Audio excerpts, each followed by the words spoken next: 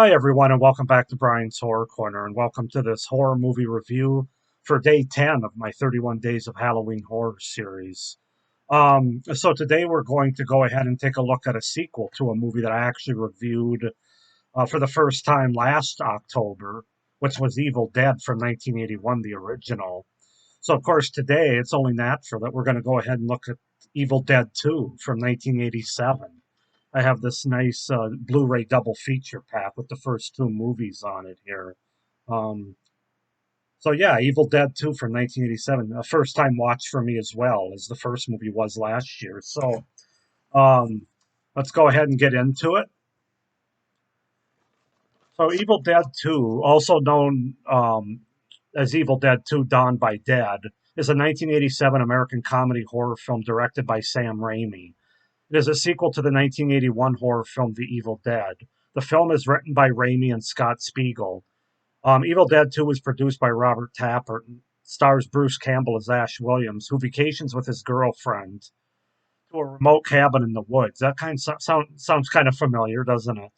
He discovers an audio tape of recitations from a book of ancient texts, and when the recording is played, it unleashes a number of demons which possess and torment him. So that's kind of the gist of this movie.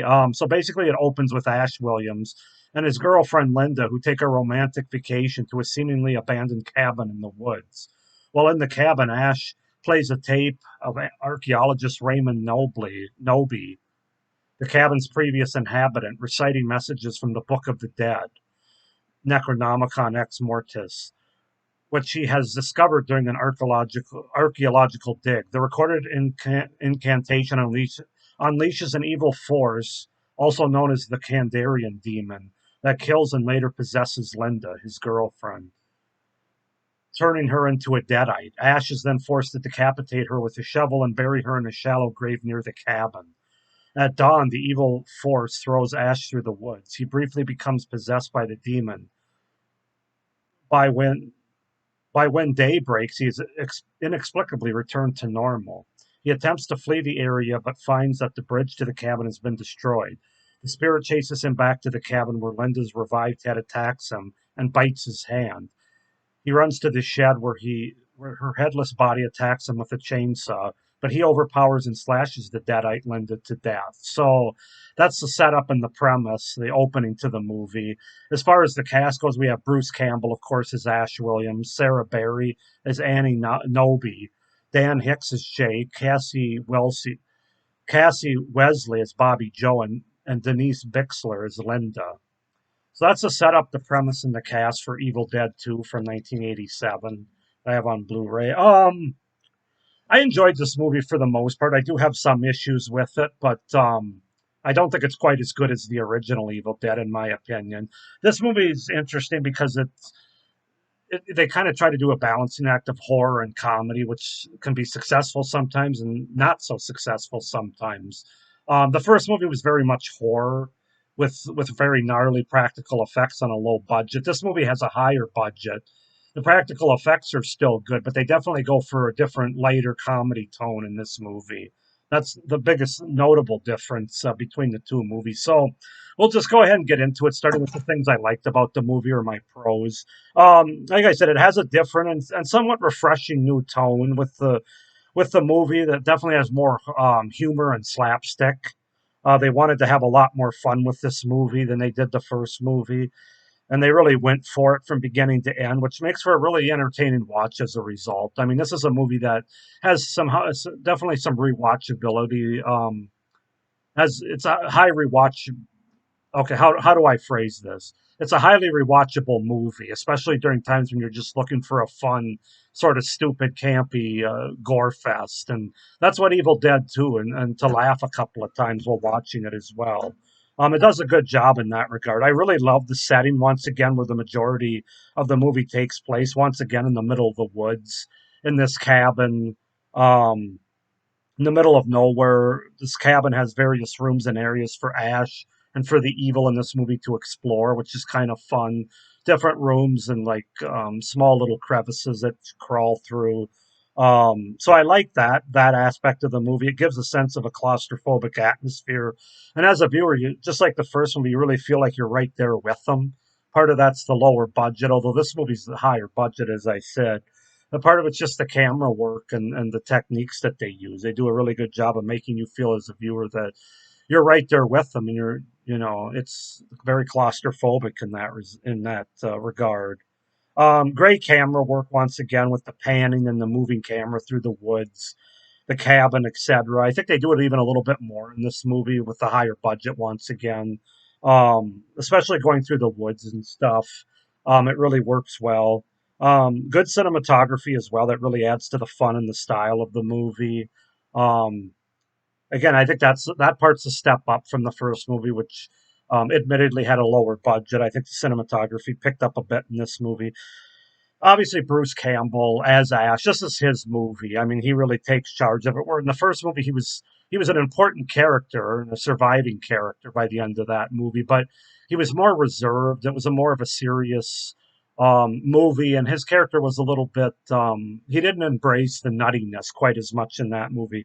In this movie, he obviously shines because it's his movie. The character of Ash is much more confrontational, stronger and funny in this movie. Really enjoyable performance overall by Bruce Campbell. They really let him stretch his arms a lot more in this movie. As I said, it obviously has a higher production value, so we get more gore, including a full-on blood sort of spray bath that happens a couple of times in this movie. There's one time where a certain character is being dragged into the basement, and his legs are the only thing sticking up, and there's just constant blood coming from everywhere, like somebody spraying it. So definitely a gore a bloodbath in that regard. Movie just feels bigger overall as well. Bigger special effects that really add to the fun and the goofiness of this movie. I'm not sure it would have been as effective with the budget they had for the first movie. So that might have been part of the reason they decided to go balls to the walls with this movie. Again, really good practical effects, especially the makeup effects. There's points at this movie where Ash is actually possessed himself, and the makeup effects, both for him and then his girlfriend Linda and some others, is really good in this movie. Maybe definitely as good as the first movie. In some ways, maybe even better. So the makeup effects are really where that really stood out to me. Also, the stop motion that they use is good in this movie.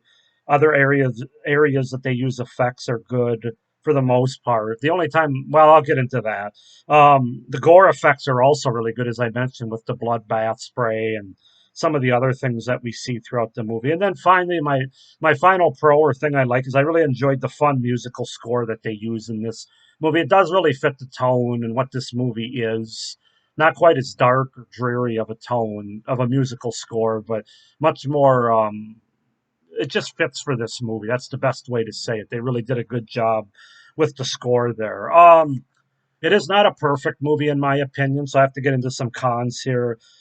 The biggest one being I felt like I was watching the first film, the first 20 to 30 minutes of this movie. It felt a bit lazy. I didn't really like that the movie basically retreads a lot of the same beats from the original movie, from the story to the setting to the direction. It makes it feel a bit hollow in that regard. It would have been nice if they could have gone to some different locations, different ideas. Not had it be Ash go to this cabin in the middle of nowhere with his girlfriend, which in the first movie, we had Ash go with his girlfriend to a cabin in the middle of nowhere. Granted, there were a couple of other characters that came along with them, and in this movie, those characters come along later. But yeah, it makes it feel a bit hollow to me that they had to repeat those same steps. It has no real characters to latch onto or care about in this movie outside of Ash. We're the characters that we're given. We're not given the characters they present. I should say we're not really given anything about them that make us care about them. Not that the first movie did that greatly, but they did do it better than this movie. This movie, they're just kind of there. They don't have any interest. There's no interesting relationships between the characters like you had in the first movie with Ash and his sister, Ash and his girlfriend, Ash and his other friends, which kind of added to the horror of that movie, in my opinion. So that's another thing. The characters are just pretty forgettable for me in this movie. I don't think all the comedy works that well in this movie. Where there were parts that were okay, it wasn't as effective as I was hoping for. I mean, going into this movie, I knew from what other people had told me that it was much more of a balance between comedy and horror. And it's even considered to be a horror comedy, where the first movie was more of a straight up horror. Even though I guess Sam Raimi admitted that they tried to inject humor in the first movie. They did a little bit, but I think the humor was more in the low budget practical effects. Where in this movie, they're advertently trying to make comedy into this movie. They're trying to add it with dialogue and slapstick and stuff, and it didn't work as well for me as I was hoping it did.